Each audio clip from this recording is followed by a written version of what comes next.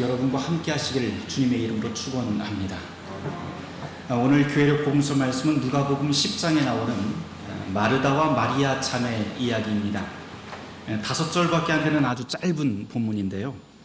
여러분들은 이 말씀을 읽고 어떤 생각이 드셨는지 제가 좀 궁금합니다. 내용은 이렇죠. 예수님 일행이 마르다 집에 갑자기 들어가게 됩니다. 예정이 없던 손님들이 들이닥치니까 일손이 부족할 수밖에 없었고요. 누구라도 함께 거들어야 되는 그런 상황이 발생을 합니다. 그런데 동생 마리아는 움직이지 않죠. 그러니까 언니인 마르다가 화가 날 수밖에 없습니다. 그런데 또 예수님의 태도도 보면 좀 서운해요. 제가 아무리 봐도. 왜냐하면 마르다가 동생들의 일손을 돕게 해달라고 요청을 했는데 예수님이 그래 맞아. 이렇게 바쁜데 마리아도 가서 좀 일을 좀 돕지. 나도 한번 가서 같이 일손 도울게 라고 말했으면 얼마나 좋았을까 싶습니다. 그런데 예수님의 반응은 전혀 그렇지 않죠. 오히려 아무 일도 하지 않은 마리아를 칭찬하기까지 하는데요.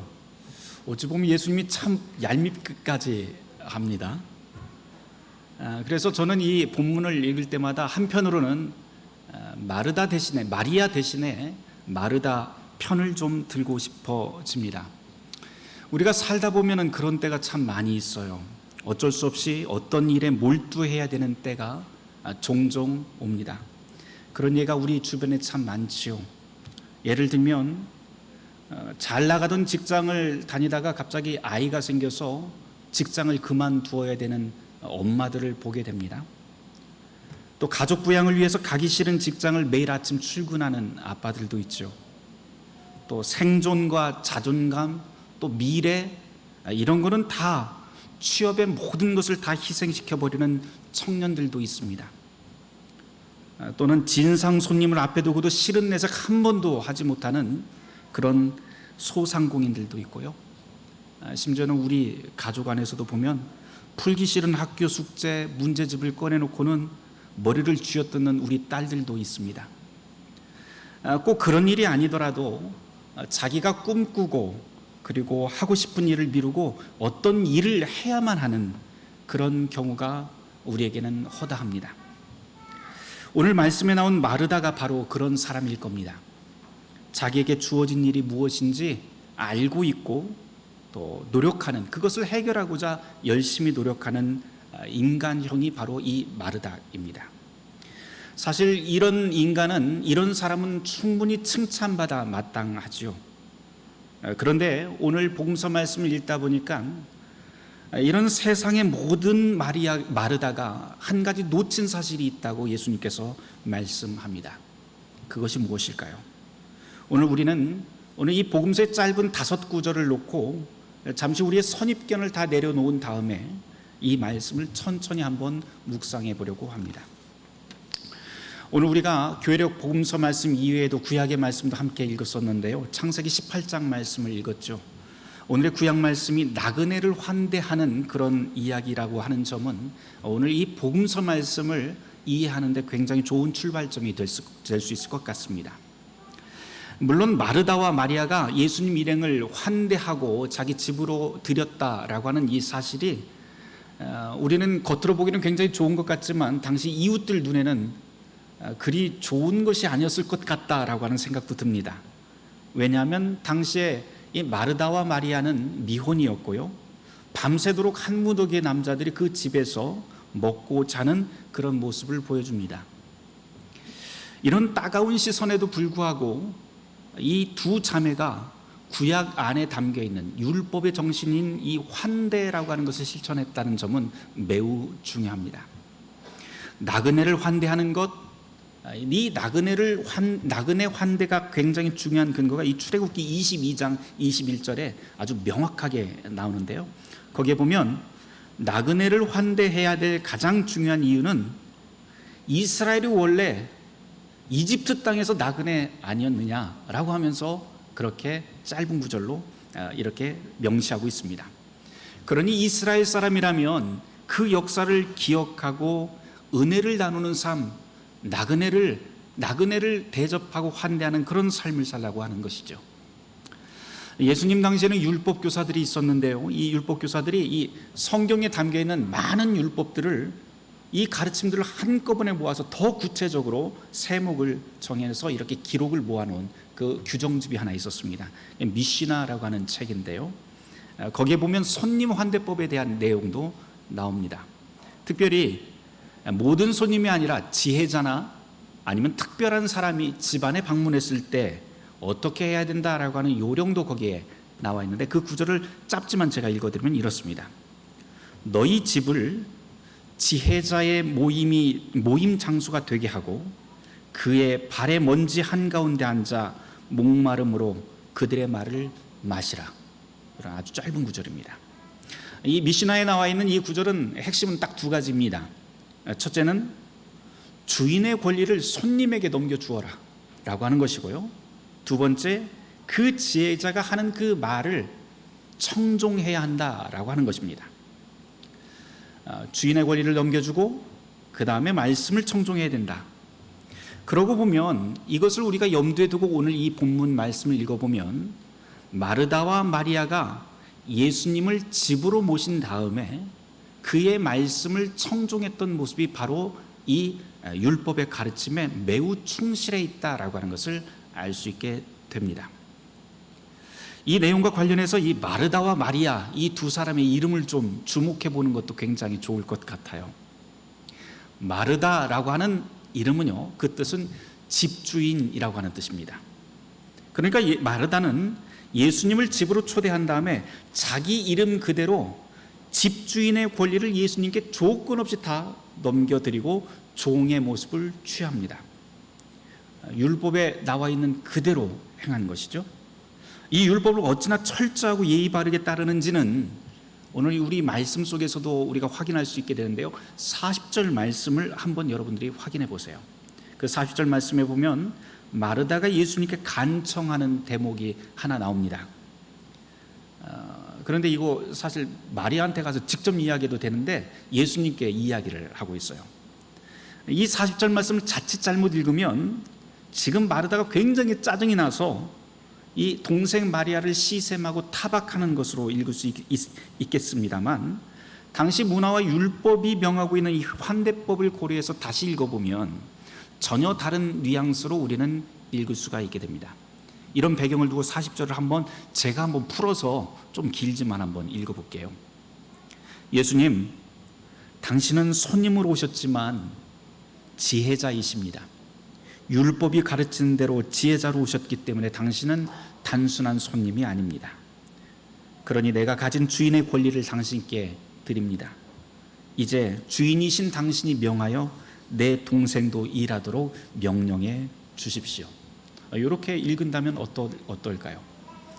여러분들 어떻게 들으셨는지 모르겠는데요, 집안의 모든 권리, 심지어 동생의 행동까지도 명령할 수 있는 이 권리를 예수님에게 넘겨드립니다.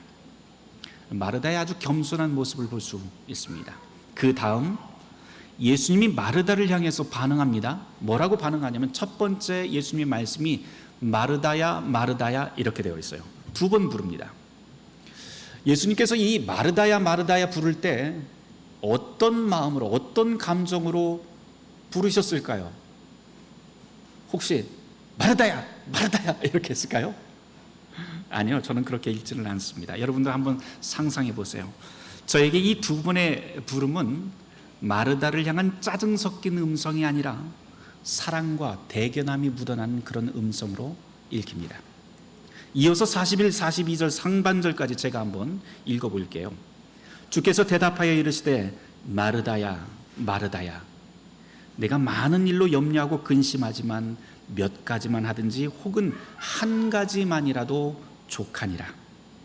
예수님이 이런 말씀을 하시는데 이 구절을 조금 더 명확히 해볼 필요가 있습니다.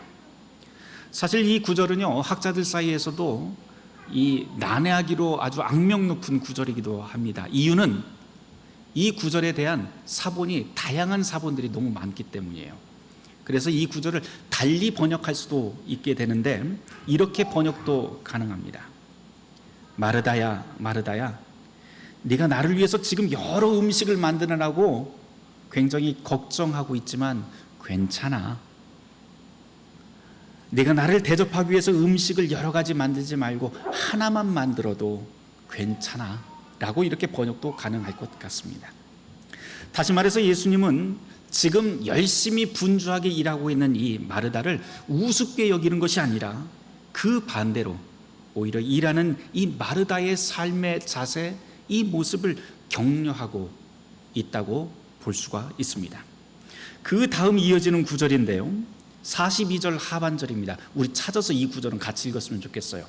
이 마리아는 이라고 하는 그 구절부터 같이 함께 읽어보도록 하죠. 시작. 마리아는 이 좋은 것을 택하였으니 빼앗기지 아니하리라. 마리아는 이 좋은 것을 택하였으니 빼앗기지 아니하리라. 방금 우리가 함께 읽은 이 구절이 사실은 오늘 말씀 전체의 결론이라고 해도 손색이 없을 것 같습니다. 이 마리아의 뜻, 앞에서 마르다는 집주인이라고 했는데요, 이 마리아의 뜻은 좋은 것이라고 하는 뜻입니다. 그래서 이 마리아와 좋은 것, 이것을 혼용해서 우리가 같이 읽어보면 매우 흥미롭게 이 문장을, 이 구절을 읽을 수가 있게 되는데요, 마리아는 이 좋은 것을 택하였다라고 하는 이 구절을 좋은 것으로 바꿔볼까요? 그러면 어떻게 읽히냐면, 좋은 것이 이 좋은 것을 택했으니 빼앗기지 아니하리라, 이렇게 읽을 수 있고요, 아예 그냥 좋은 것이라고 하는 말을 원래 그 이름 그대로 마리아라고 이렇게 바꿔서 읽으면 또 이렇게 됩니다. 마리아는 마리아를 택했으니 빼앗기지 아니하리라. 마리아가 마리아를 택해서 빼앗기지 않는다. 이게 무슨 뜻일까요? 그 뜻은 아마 마리아가 나 자신이 누구인지 이제 깨닫게 되었다, 나를 찾게 되었다라고 하는 그런 의미로도 읽힙니다. 자기 존재의 의미를 깨닫게 되었다는 것이죠. 중요한 것은 누구 앞에서 깨달았는가라고 하는 것이에요. 누구 앞에서 깨닫습니까? 바로 예수님 앞에서 깨닫게 됩니다. 그분의 말씀을 듣는 가운데 마리아는 자기 삶의 의미가 무엇인지, 내가 누구인지, 나는 왜 살아야 되는지, 내가 무슨 일을 하면서 살아야 되는지 그 정체성을 깨닫게 되었다라고 하는 뜻으로 이 짧은 구절이 읽힙니다. 그래서 이 대목이 오늘 본문에서 가장 중요한 주제가 됩니다. 오늘 이 짧은 구절을, 이 이야기를 조금 다른 방식으로 좀 우리가 생각해 볼 만합니다. 마리아와 마르다는 예수님 앞에서 전혀 다른 두 개의 태도를 보여주고 있죠. 예수님이 방문하자 마르다는 예수님을 위해서 열심히 일하고, 마리아는 열심히 말하고 있는 예수님의 말씀만 듣고 있습니다. 둘 다 예수님 앞에서 일어나는 반응입니다. 한 사람은 예수님 앞에서 열심히 일하고요, 한 사람은 예수님 앞에서 모든 일을 다 멈춰 버립니다.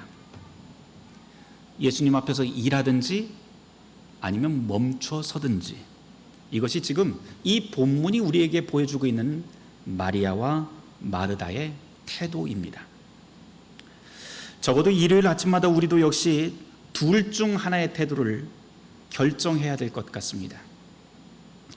예수님을 위해서 일하든지 아니면 우리를 위해서 일하시는 예수님 앞에서 우리의 일을 멈추고 그분을 기다리든지, 이 둘 중 하나를 우리는 결정해야 됩니다. 성도들이 주일마다 예배당을 찾는 이유는 이 둘 중 하나이죠. 또는 이 둘이 섞여 있습니다. 주님을 위해서 찬송과 기도와 봉사, 감사를 올려드리겠다고 하는 그 마음가짐으로 이곳을 찾든지, 아니면 말씀과 성찬으로 나를 위해서 일하시는, 그리고 우리를 위해서 일하시는 주님의 은총을 간절히 바라면서 이곳을 찾든지,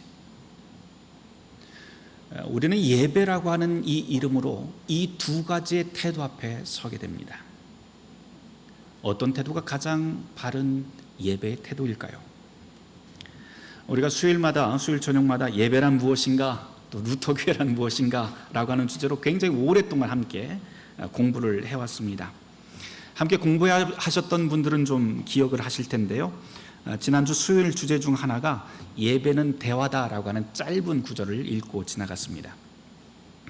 예배에서 우리는 하나님과 우리가 서로 교차하면서 반응한다고 그렇게 배웠죠. 예배는 하나님이 하시는 일도 있고 또 사람이 하는 일도 있다라고 말입니다. 그런데 여기서 중요한 것은 예배라고 하는 것은 우리가 무언가를 준비해서 하나님께 올려드리는 일이 아니라 그 반대라고 하는 점을 우리는 공부하면서 누누이 발견하고 강조하고 배워왔습니다. 그래서 예배라고 하는 것은 하나님이 지치고 연약한 모든 사람들을 불러서 위로하고 힘을 주고 쉼을 주는 하나님의 일, 이것이 바로 예배입니다. 땅에서 하늘로 우리가 올려드리는 그런 제사가 아니라 하늘의 선물이 자격 없는 우리를 불러서 하늘의 선물이 땅으로 내려오는 그 은총의 사건이 바로 예배입니다. 그리고 그렇게 하나님이 우리에게 베푸시는 은총은 언제나 말씀과 성찬이라고 하는 두 가지 길을 통해서 우리에게 주어지는데, 이것을 보고 우리는 하나님이 우리를 위해서 일하신다라고 그렇게 말합니다. 우리가 예배 시간에 찬송과 기도와 감사를 올려드리는 건 바로 그런 하나님이 우리에게 주시는 그 은총을 향한 우리의 반응입니다. 강조되어야 될 것은 먼저 시작하는 하나님의 은총이지요. 하나님께서 우리를 위해서 일하신다라고 하는 대목이 언제나 강조되어야 됩니다. 이것을 우리는 은혜 또는 은총이라고 부르는데요, 우리가 열심히 기도하고 열심히 찬송해서 하나님이 그것을 보고 너 얼마큼 열심히 했으니까 내가 은총을 이만큼 줄게, 은혜를 이만큼 줄게 하는 게 아닙니다. 이 우선순위가 바뀌면 곤란합니다. 모든 것이 엉망이 되어버립니다. 주님께서는 반드시 아무런 조건 없이 우리를 부르시고 위로하고 힘을 주고 회복시키며 다시 우리의 일상으로 다시 내보내십니다. 때로 우리는 교회 다니면서 내가 하나님의 일을 참 바쁘게 하고 있어 라고 하면서 자랑하기도 합니다. 바빠 죽을 정도로 내가 교회 일해 라고 그렇게 푸념하면서 속으로는요, 그렇게 바쁘게 일하는 자신을 은근히 자랑하기도 합니다. 그런데 문제는 무엇을 위해서 그렇게 바쁘게 신앙생활을 하는지 그 이유를 모른다는 점에 있습니다.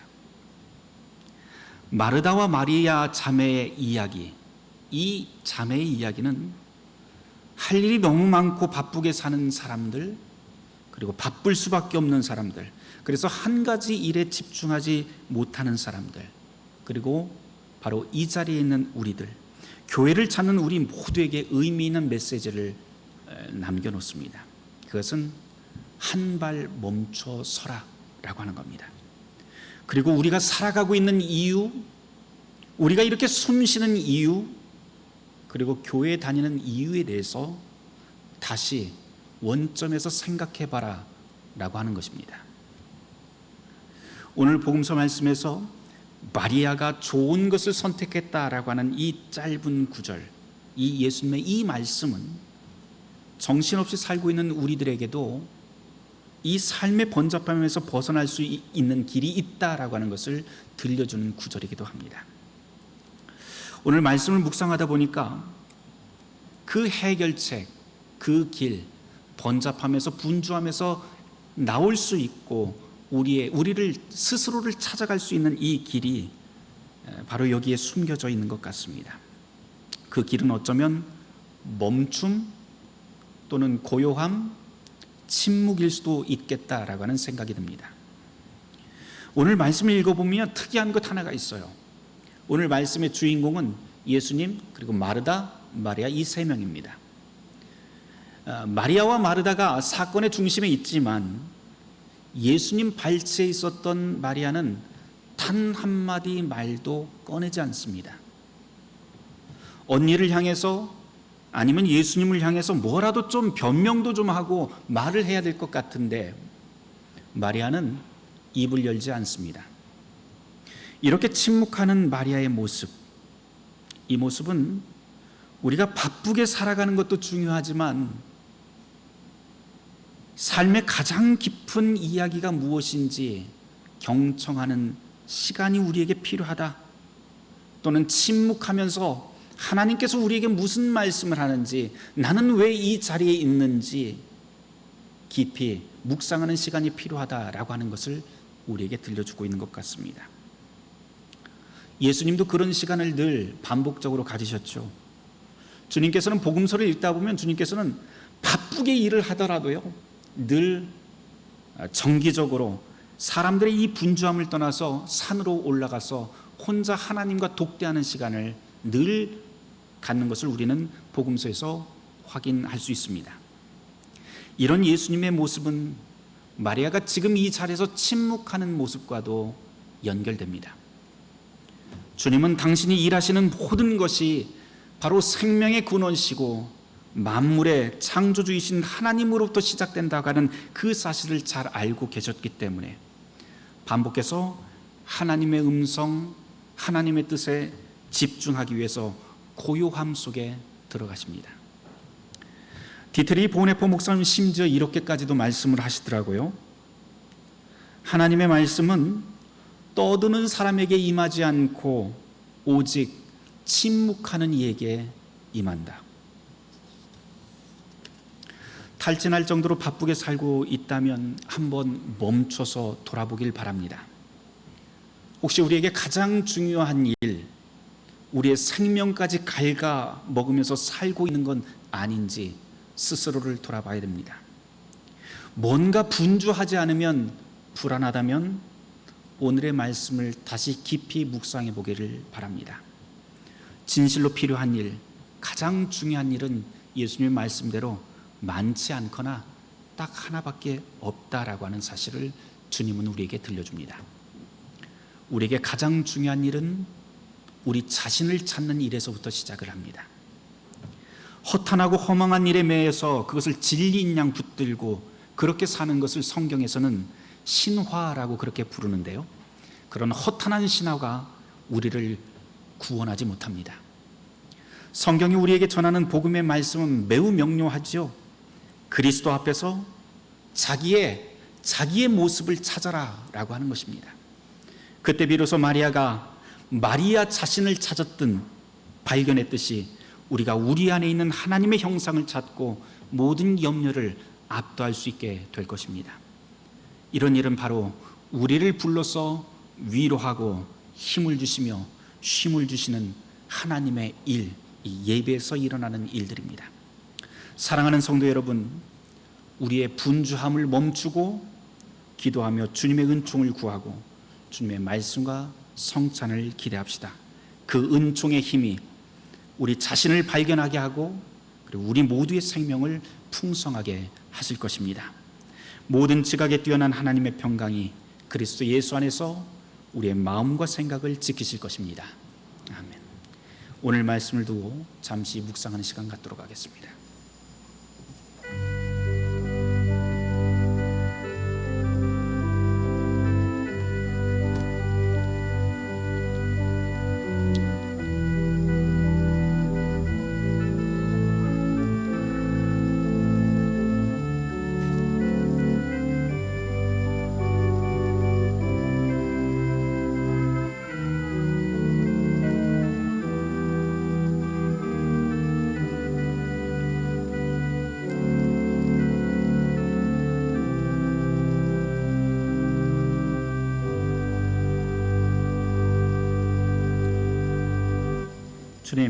주님 앞에서 마리아가 마리아를 찾았듯이 우리도 주님의 말씀과 성찬 앞에서 우리 자신을 찾게 하여 주시옵소서.